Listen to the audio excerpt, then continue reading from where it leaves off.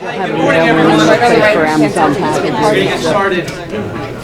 Hi. Sorry, we're already running late. We're between you and lunch, so we'll try to be quick. We actually are 2 panelists short anyway. It's kind of worked out. We are expecting one more who might show up around noon. If he shows up, we'll let him do his presentation. But this morning, my name is John Shalemi. I'm an associate with Ruskin Moscow Poltashek. I'm also, I believe, the youngest board member of Vision Long Island, millennial. So I bring that perspective to the board. I have the privilege of moderating today's panel on transit-oriented developments and downtown revitalization. Joining me this morning is Kay from BJH Advisors, Andy Zaccaro from Zaccaro Construction. We have Dylan and John Vitale from Channel Club. And joining us later, hopefully, will be Joe Rossi. I figured we'd start the panel with Kay talking about the new rezoning approval of Westbury, which is really great news, and should spark a lot of questions. The way I usually like to do these is if you do have questions on topic, we'll try to take them as we go, but if they start slowing things up, we'll have to push them toward the end. And with that, we'll get started. Okay, great. Sure, I can sit and stand. Thank you so much. My name is Kay Hayashi. I'm the principal of a planning firm called BJH Advisors. And we had the privilege of working with Westbury Village to adopt new zoning for transit-oriented development. And the zoning amendment was passed last night, so this is really timely that we get to speak about it today. I think the mayor of Westbury, Mayor Cabral, also spoke on the topic earlier today. So it's very historic, very timely. I just wanted to give you a little bit of details about the project. So the rezoning area is the area in red right here. The village of Westbury is about 15,000 people, and it sits between the two transit arteries of Northern State Parkway to the north and Old Country Road to the south. It has a Long Island Railroad station. The mayor was supportive of the third track project, and they are going to be getting a new parking garage. And this concept of rezoning has been in the works, and this transit-oriented development idea, for about 3 years. It began in 2016 when the village of Westbury received a downtown revitalization initiative grant from the state of New York and started to think about how to revitalize Post Avenue, which is the village's main street, and how could transit-oriented development work to support the downtown shop owners, the commercial district, and the Main Street corridor in general. And so the mayor and the village trustees began to focus on this 40-acre, it's called a triangle. We call it the Maple Union Triangle, although it doesn't really look like a triangle. This 40 acres that is directly adjacent to the Long Island Railroad corridor.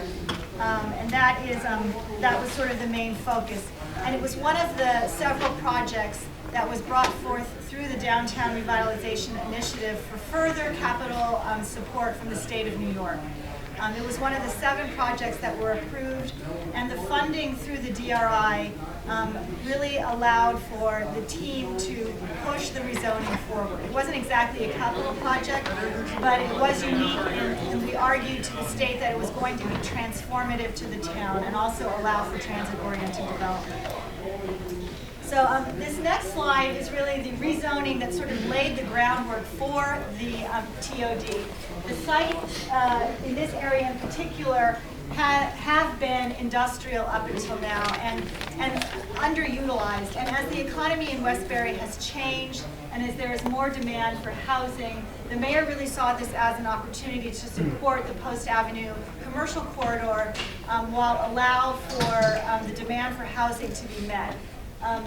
Westbury, as I said, has about 15,000 residents and has a very low to zero housing vacancy rate, and actually a lot of demand. What's been happening in Westbury, as with many Long Island municipalities, is that it's been losing millennial population, and as older residents who desire to age in place have been here, there's really no housing stock to allow that to happen. And so the mayor and the trustees, beginning through this DRI process, and actually even prior to that, started to envision a slightly greater density, multifamily housing area that could, in fact, provide demand for some of the shops along the Post Avenue corridor. And so I think it's probably too small for you to read here, but the concept is that there would be higher density along the Long Island Railroad location, and as we sort of blend into the more single-family home fabric of Westbury, the density would ratchet down. And the major concept in the rezoning was that it would allow a bonus. There was sort of a 3-story fabric that sort of overlaid the entire area, but that there would be a bonus up to 5 stories for public amenities that were brought forward by the developers. Westbury itself does not own property in here other than parcels that the parking will be built on. So this was actually, he did not, there was no master developer here, but he was really laying the framework through the rezoning and through the environmental impact statement for the private property owners to come forward with their own plans.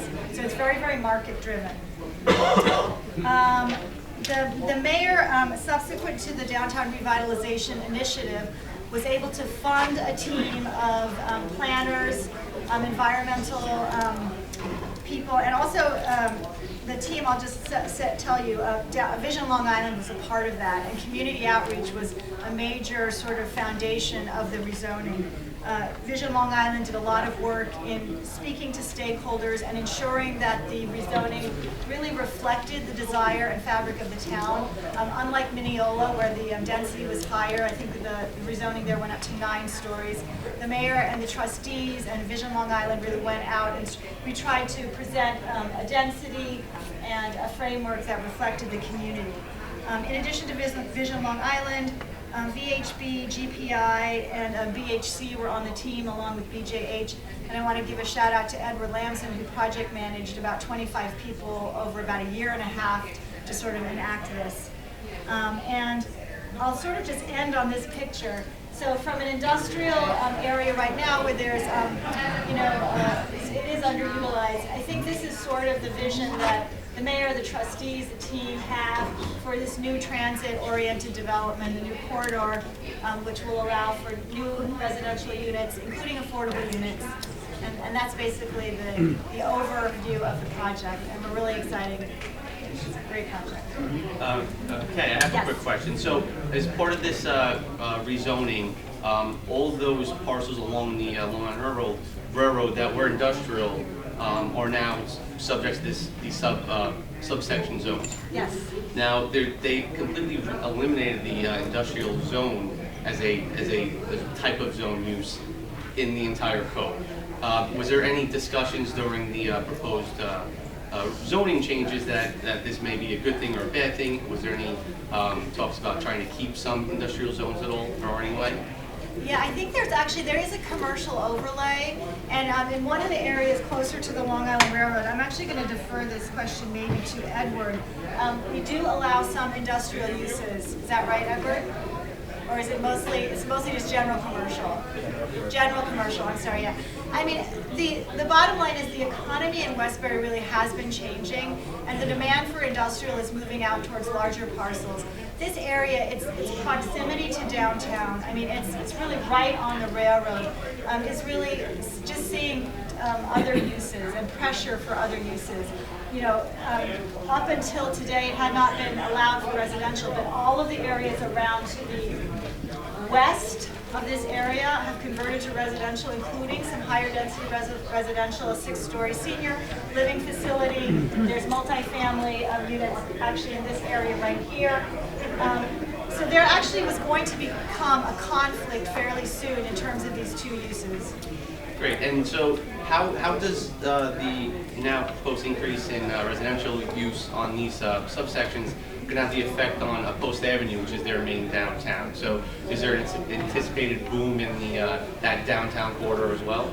I mean, that's really the concept, is that the new residential units, the new population will support the businesses along Post Avenue. So they were actually really supportive of this, of the TOD. I mean, in general, the mayor and the trustees, very, very little opposition, if any, no concerns. I mean, there was, during the hearing process, questions raised about open space.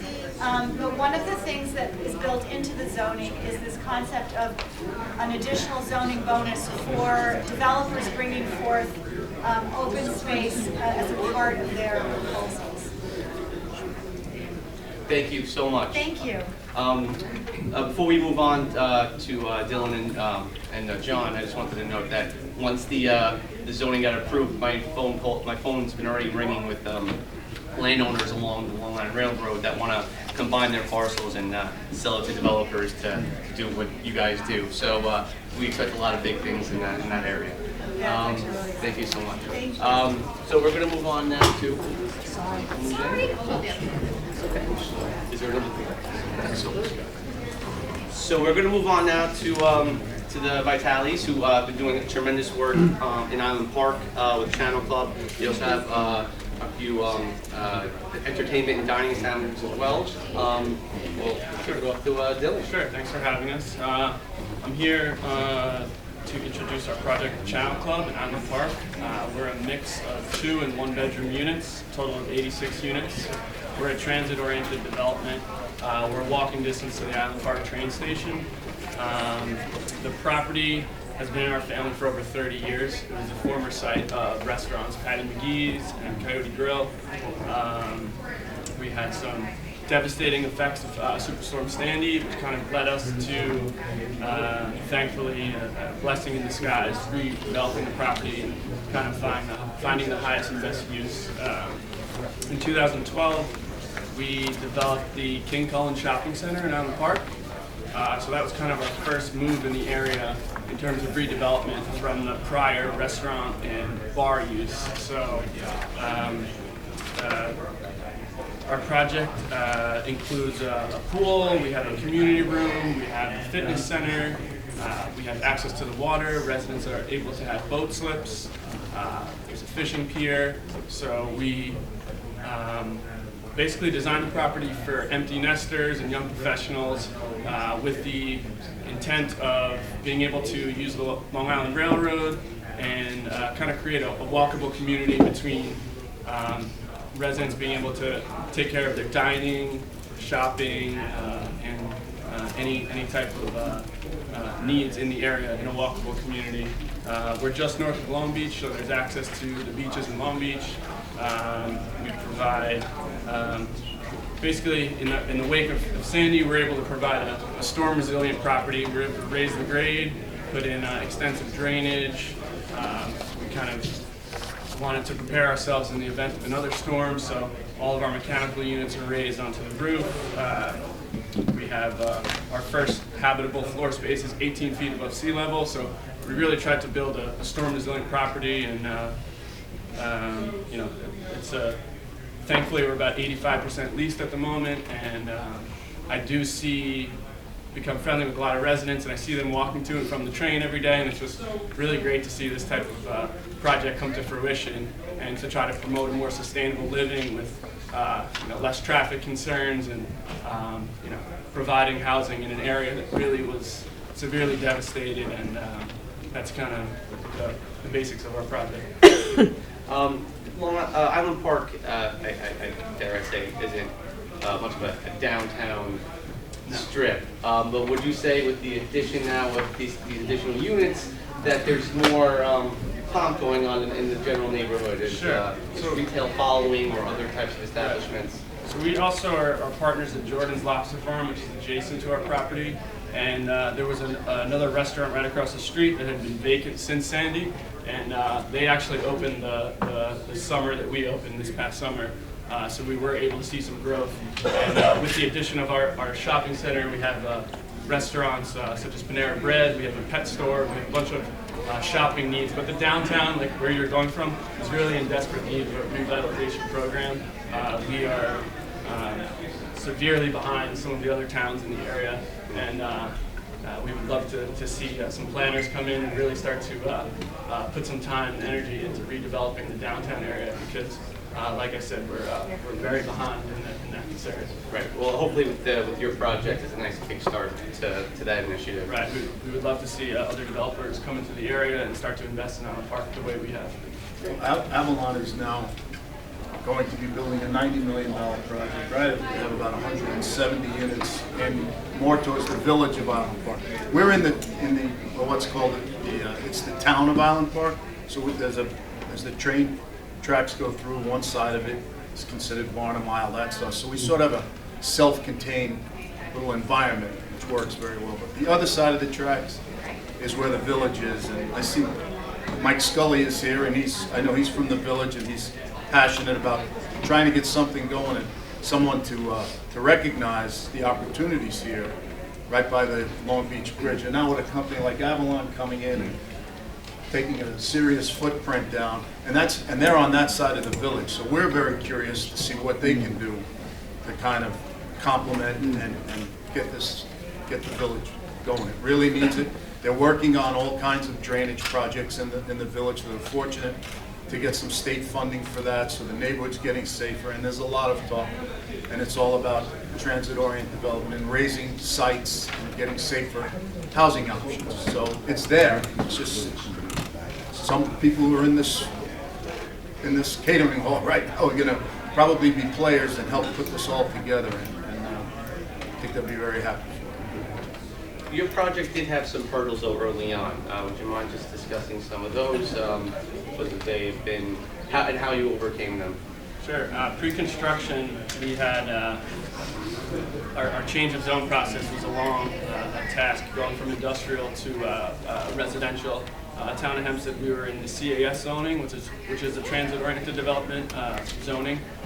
We needed to get 2.5 acres in order to qualify. So with that, we had to apply for a road discontinuance and purchasing the road. So there was obviously, we needed to meet with all the neighbors and everyone in the area to be able to get them on board and explain the project, be transparent, show them the benefits, and thankfully we were able to get the road purchased and go forward with our change of zone process. And with that, we had some opposition, of course, like many developers can attest to. We had school board concerns, so we had multiple meetings with the school board. They were concerned that we would be bringing 86 homes and adding a lot of children to the already very small and overwhelmed school district in Allen Park. Thankfully, now that we're 85% leased, those concerns from the school board were unwarranted. We don't have any children in the building. It's a mix of 2- and 1-bedroom units, so it's really not conducive to families. It's more so young professionals and empty nesters. With the neighbors, there was concerns over traffic. There were concerns of sight lines, noise, and my father can probably attest to it better. The prior use of the property compared to what the current use is in terms of traffic, it's a fraction of the traffic. The beauty of these transit-oriented developments is everyone's walking to the train, so you're not dealing with the cars coming in and out. When we developed the King Cullen Center, we installed a new traffic light, so now all of our residents, all of the shoppers in the center, and actually our neighbors who are opposed to the project are able to safely enter and exit the property on Austin Boulevard, which is a very dangerous road in itself. So I think in terms of pre-construction, those were a lot of hurdles, and then building on the water is certainly not an easy task. Our soil conditions on the water are not conducive, so we had to bring in several structural engineers and design a very stable project in terms of structurally sound as well as storm resilient for anything that could happen in the future. So those were kind of our big hurdles, as well as dealing with the tenants that have leased the property and all the different municipalities in order to get to the finish line to get your CLO, and trying to let people who have pre-leased the property know timing. And thankfully our delays were matters of days and not months and weeks, but that was certainly a learning curve and a hurdle to get through. Thank you. We're going to move on now to Andy from Zakaro Construction. Andy's a general contractor, but today's going to be wearing his contractor hat and his developer hat. He's going to talk to us about 2 projects he has going on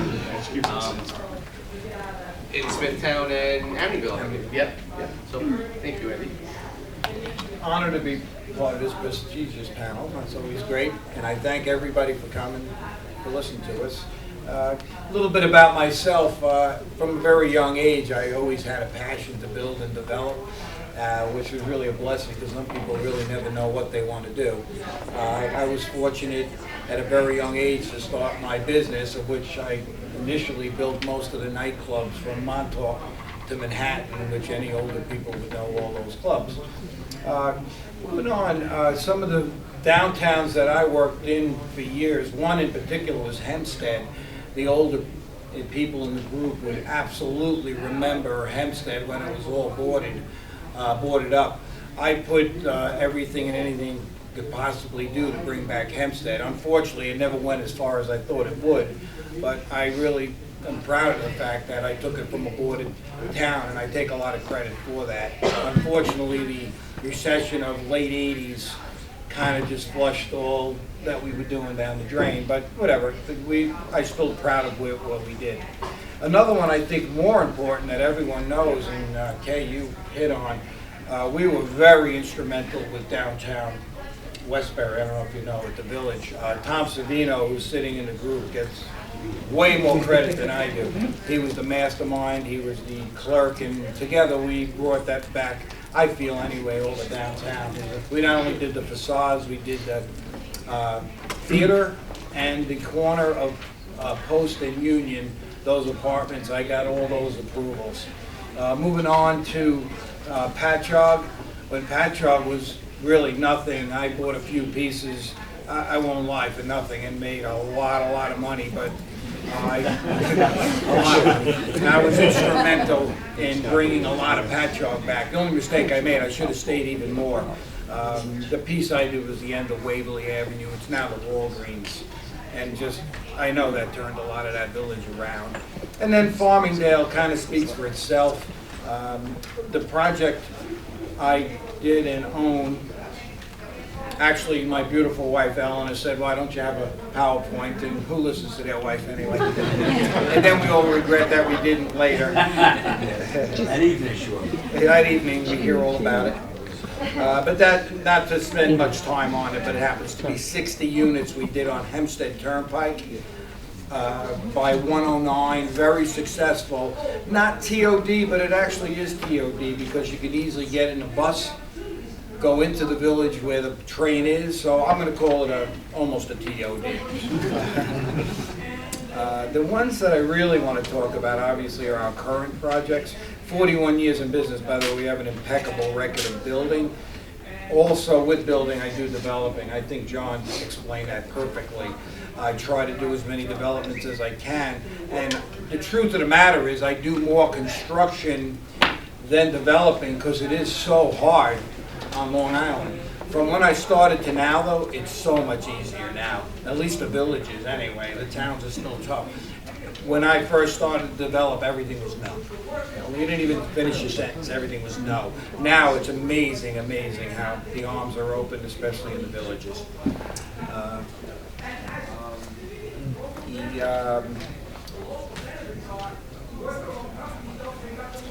Okay, just I did, again, don't have a PowerPoint, but the projects we're doing right now are in Amityville. We're doing 115 apartments at the train station. I'll gladly pass it around. There's even 4 sets.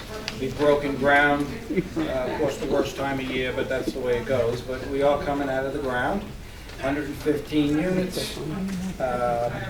People say, wow, what's the worst part of the place? The train. What is the best part of the project? The train.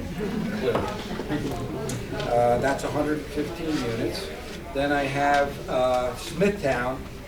That's 71 units in 5 different buildings. That's the old Nassau-Suffolk lumber yard on Main Street by Maple Avenue. This will be an amazing project. We've already set up the site. We have our erosion control, our trailers. We're just doing some final tweaking of units, and then this will be full swing probably by spring. Again, if anybody wants to see it, the pictures tell 1,000 words. Can we pass them around? Yeah, that would be a good idea. Thank you, John. You know what, here's 2 cents.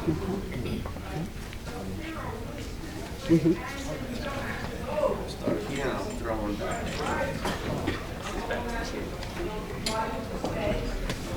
Just a few more things I want to put out there. It's amazing how just the wants of people are different now, and I love to see it. I consider myself extremely open-minded. Everybody always knock millennials and whatever. I listen to everybody. I feel that. Yeah, no, you do. And my kids would even tell you, I don't judge I did things that my parents thought I was nuts. So are my kids nuts? Yeah, but they just think different than I do. And one of the things being, they love the walkable downtowns, which I blabbed enough about how strongly I feel about that. But I can't believe how we're turning these downtowns around. And I'm even seeing people my age and older saying, wow, why didn't we have and do this? So I think that's a very, very important point that I wanted to bring out. One last thing. There's always an affordable component in every one of these. I won't lie, we have to have it, but everyone has at least a 10% affordable. Great, thank you, Andy. We're going to have some more questions for all the developers, but before we do that, I'm going to move over to Joe Rossi from Sutherland Land Company, who just was able to join us, and he's going to give a brief presentation on his project in Garden City. Thank you. Hello, everybody. Thank you for having me today. Garden City is certainly an interesting project. It's a 4.65 acre site that's on Stewart Avenue at 555 Stewart Avenue that backs up to the Simon Mall. It's been about 15 years in the process of getting rezoned. There's a 10% affordable component there, but it's true affordable. It's at 3 different AMIs. It's 40, 60, and 80% AMI. We are very lucky to be able to be involved in this project for the folks of Garden City. It works pretty well with what we do as far as architecture, landscape design, engineering. Pretty excited about dumping $50 million. Investing. Great. So these things need to be financed, and it's great that you can go into your wallet and put the capital in yourself, but oftentimes some type of financing in terms of IDAs are necessary, and I know I'm kind of overshadowing another panel or workshop going on right now, but can one of you express just how important IDA financing is to getting these projects off the ground and started? Anyone? It's completely necessary. It doesn't. You have to be able to, because the taxes are so high and expensive here in Long Island. It's required in order to be able to make a pro forma work, in order to be able to get investors that are side by side with you to invest this kind of capital into a project like this. It also, even with the pilot programs, the tax base increases drastically. It's always in the black, even from year one, well above where the first year starts. So. And it's fortunate that both county executives have pretty much pledged their full support for TOD developments, and so I think the IDAs are coming on board and are embracing these more and forgetting about the industrial part in their agency name title. It puts a lot of mental work also at the same time. Right. Creates jobs. So there's always a loud minority that's opposed to these kinds of developments. There's always going to be opposition, maybe not so much in Westbury, because that was pretty much unanimous in favor of. But I hope one of you can talk about how important community outreach is, whether it's reaching out to the local civics or the school districts, and just how crucial a step that is, and maybe provide some examples. I was just going to say, in Westbury, it was, I think it was successful because of the outreach. It was a long process. Like I said, Vision Long Island was involved, and there's kind of a group of not-for-profits that can be really, really helpful in sort of harnessing that community. The downtown revitalization process that preceded the rezoning was also extremely helpful because there was a big community outreach component there. We had multiple different types of community outreach. We had a street fair. We had invited people into the community center to do some, give feedback. So it was really important. I think Westbury also, what they did was they brought in a lot of the local developers to understand what would work financially from a density component, from a density perspective, in order to get the project working. So that was definitely helpful. So I just have one more question, because as a millennial, it's a little bit of a pet peeve of mine. Can someone explain to me what a micro unit is and how they're getting incorporated into developments? I don't really agree with them, so I'm not really going to speak on them. Okay, so any of your developments have micro units? I don't think any of them do. From what I'm hearing, though, they're more of a dorm style like living. That focuses on amenities for a lot of those. Okay. 400 or 500 square foot range or something. I've never been in an apartment like that. But some of the people living in Manhattan are used to the smaller units, but the key is on the amenities between lounges and either a pool, community rooms, different aspects of it that will bring the millennials together and be able to live in a space that's like a closet in some of their big rooms. So. And not just millennials, as we were saying, empty nesters as well. They're trying to downsize, and when they're looking for those amenities as well. Yeah, the cost of living, it's sad, but a lot of people are almost forced to do that. And what I find, the people that are proponents of that are saying, you know what, I really enjoy my weekends and my spare time and all. So in order to have money on my off time, I rather give it up in the housing. And it's just a different mentality. Not the mentality I grew up with, but you're starting to see more and more of that. That's excellent. I'd like to open it up now. Go ahead, yeah, go for it. I have a comment followed by perhaps responses from Andy and Dylan, or anybody who wants to participate. Prior to we were talking about in Westbury, what Andy was talking about, back in 1999, 2000, we started this whole, I think, really this whole downtown TOD development thing. A major complaint by all the residents at the time. I was the administrator of Westbury back then. And we took two pieces of property that were vacant for many years and turned them into condominiums, the one he mentioned. The major complaint from people was this is going to kill our school district. We don't want this to be more than 3 stories high because it's going to be killing our school district and killing our downtown. My response at the time, without having it proven yet, was you want these to be as high as they could possibly go. It's going to be by the train station. You're going to get empty nesters. You're going to get people without kids who commute, and it's going to thrive because they're going to pay school taxes, and yet they're not going to put the burden on the school. So realistically, I said there are 2 major things. A developer can't come in and build these things with our tax structure and our cost structure if they're not going to go more than 3 stories. They can't afford it. They're not going to do it. 2, they're going to have a lot of people that don't put a burden on the school. So I'd like to ask you, the 2 of you, why, Andy, do you have to build it more than 3 stories? And why, and Dylan, is it true that you do have most of the people there that don't have kids? 100%, yeah. We, like I said, we're about 85% leased, and there are 0 students in the school district. Zero. So, you know, I don't. I understand the concerns. I think I read every project that comes up. Every school board opposes, but I think apartment living isn't conducive. I kind of mentioned it earlier to family. You want those young millennials and people that come into the apartments, fall in love with the neighborhood, and in a couple of years start a family, have kids, and then move and maybe buy a home and invest in the neighborhood. So, shutting them out from developing these apartments is really just hurting the community in the long run. You know, we only have maximum of 2-bedroom units, so we're really not conducive at all to having multiple children or family members in the apartments. But if you want to add, we had tremendous opposition from the school board, particularly at the IDA hearings. And now you asked about IDAs. And now that I've been through it and built a project like this, the economics do not work if you don't have some IDA in place. It's just way too risky with the amount of taxes that, you know, a potential project when you're investing $30 million. It's enough to back you up and pause you from building. So the IDA gives you that comfort that I can go in this and I have a chance to at least recoup my investment and take this chance. And I did not have high land acquisition costs. So I owned it for so long, I ran places on it. But that school district, they hired attorneys, they came down, they really gave us a hard time.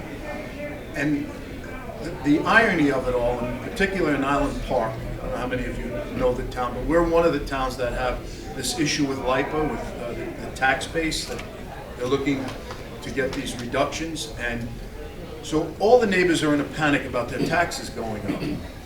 And here's a project that is going to now bring in more taxes than I was previously paying, and over 10 years it's going to ratchet up to basically be one of the projects that's going to replace that lost tax base, because they are making deals and they're giving, LIPA's getting tax reductions, but they're staggering them in over time.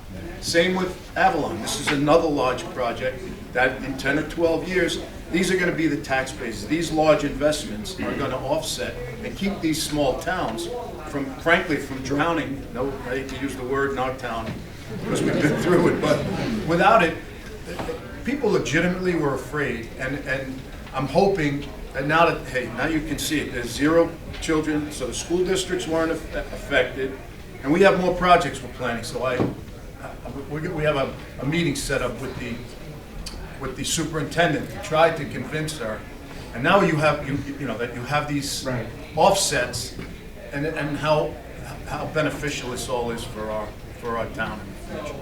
So, just big challenge. Add to what John's saying, look at all the people you're bringing in that might have left, look at the money they're all spending, it's only plus, plus, plus. They're all new people with us. I don't think there's a person from Island Park. It's all new people coming into the neighborhood, so That's priceless, really. And in terms of just the IDA, I think there's also a level of just a disconnect in terms of education and not understanding that they're not giving you this money to do it. It's an incentive. Writing a check. Right. So there's a level of Increase in the tax incentive. correct. people feel like they're burdened with taxes, and why does the developer, the wealthy developer, get this opportunity to keep his tax? Why does he get a break and I don't get a break? It's essentially, for me, talking to neighborhood groups and trying to convince them of the difference, the different, sets of circumstances. I'd like to answer Tom's question. We went around a little bit, real short and sweet. When we go for developing, the first thing you hear is, it's Queens. What's wrong with Queens? Born and raised, and let me tell you something, Long Island's not Queens. Long Island's not Queens. Yeah, but it's amazing how that's all people know how to say. The first response, yeah. It's the market is determining it. The younger market is, as you said before, kids want to live in more of these walkable communities. They're not as enamored with suburban life as we were, or my generation, and they want to change. And I was in the bar and nightclub business back 20 years ago. There were so many millennials in Long Island. People would come from anywhere, so it was a place for young people. They all went away. They moved into Brooklyn, Long Island City. And it's either Long Island, wake up and fight and get your kids back, or you're going to lose them. You got a question right there, right? Since we're on the topic of school districts, the Real Estate Institute at Stony Brook has a study available on their website. It was published earlier in May, and it's studying all apartment complexes on Long Island are above 200 units built in the last 15 years, and it showed that there was only a production of 1 student per 11 units. So if you want to use that study, it does have some academic acumen, so it could be helpful for Right, and I've actually used that in some change of zone hearings and IDA hearings as well. Yes, that's What website is it? the Real Estate Institute at Stony Brook University. It's under the study. Great, thank you for that addition. Those components over here. Yes. Yeah, so I represent at the county level the area that includes Baldwin. And so there's the Baldwin downtown redevelopment. We're probably about 3 years behind Westbury because we just got the $10 million from the state. And so we're just kind of at the beginning process of talking about what's going to happen there. And we're doing things like the community outreach and all of that stuff. But I'm wondering, I guess maybe more from Andy's perspective, as a developer, what kinds of things would you look for to happen in that area that would make it attractive to developers? What's interesting is I just received an RFP a few days ago.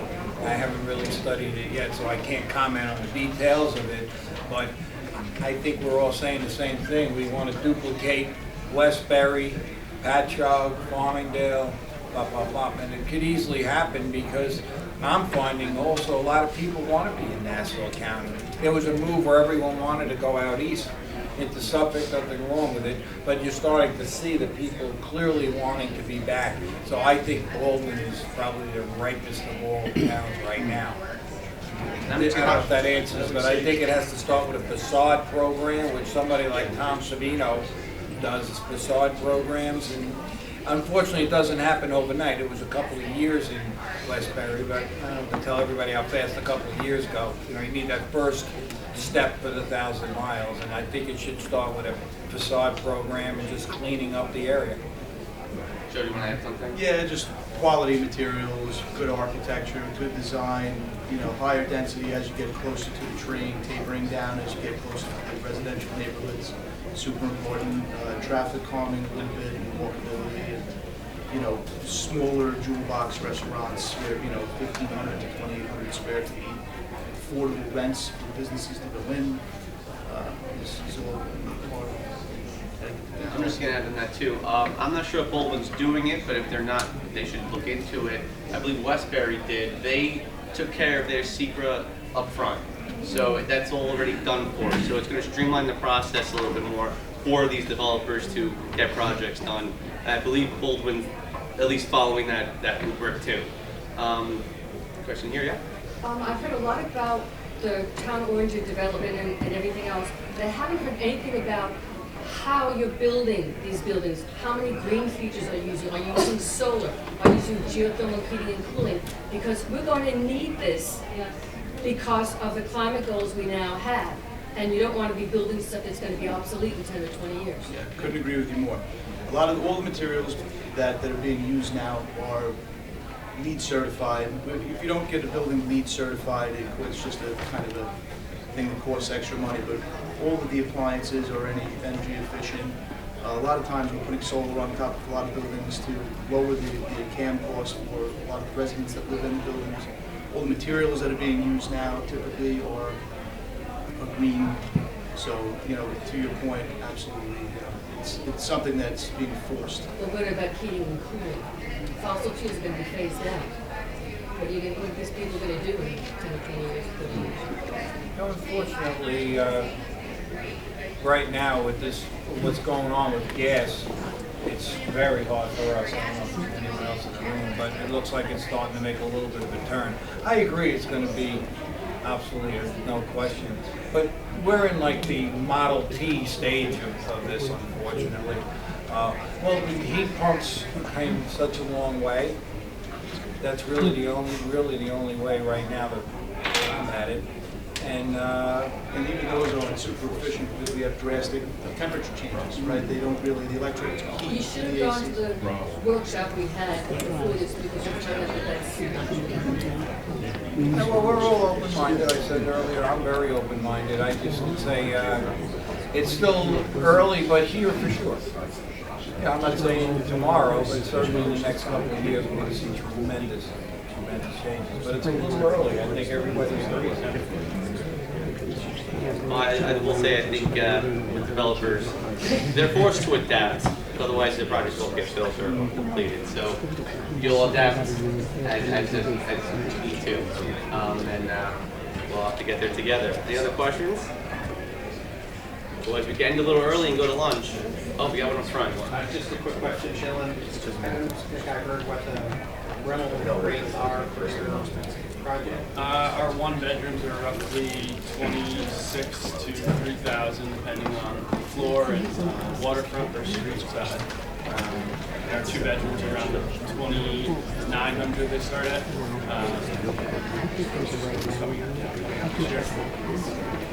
Which is market. As far as trying to keep the lenders, it's a little tough for them to rent a one-bedroom apartment at what people would normally consider market rate. In Huntington Station, where I live, Avalon Bay is charging $2,700 a month for one bedroom, which I think is out of line with the local economy. We do have a new project going up in our revitalization area to replace what the state tore down about 50 years ago. It's called Gateway Plaza. I don't see any representatives from Renaissance Social Station here, but I can tell you I was very much involved with the early phases of what that project should look like. They are going to have a number of what you refer to as micro units. Huntington does not have their own codes as far as square footage. They go by New York State. And New York State says that the smallest you can have an apartment, studio apartment, is about 550 square feet. And we're going to have a number of those on the Gateway Plaza project, the studios. Don't quote me, I think the bottom market rate on those studios are going to be around $1,800. Not terribly affordable, but I will tell you, for new construction, that's the cheapest thing you're going to find money. I actually have a question. Yeah, so it seems like there's pretty much a consensus with all of you to try to create affordable housing to keep letting, right? So if you have these energy activists cramming all this energy stuff into your designs, who pays for it? Comes out of the pro forma. Hopefully in time it's more affordable to developers that we can implement these. Right now, kind of like Andy touched on, we're still in the early phases. You're obviously more experienced than we are, but I'm certainly open to any type of solar, and we've explored it with our building, and we're hopeful to incorporate that into our building as we go forward. I would like to invite all of you to attend more of the workshops that will explain these things to you, because you really missed out this morning. I think you nailed it, that infrastructure, once that's in place, I think will help smooth the way towards compatible development. I was on the board of USGBC. You know, it seems like you almost talking down to us like we're doing something wrong. I was on the board. I did the first LEED certified hotel on the East Coast. I can tell you, we are trying way harder than you're giving us credit. No, when I was with USGBC for a while, but their focus is more on building structures than on performance. And when I was doing LEED on my house, I got 3 points for my geothermal heating and cooling system and 10 points for my solar. And yet the geothermal was going to provide more environmental benefits. And they still haven't changed that, and that was 8 years ago, 9 years ago. So I was very disappointed in that. So well, it's not moving. You need to look at performance and see how much money you're going to save in operating costs. That's where you save. But it's moving quickly. Maybe not as quickly as you'd like, or we would like, but it's moving quickly. So thank you. Let's everyone please join me in thanking the panel.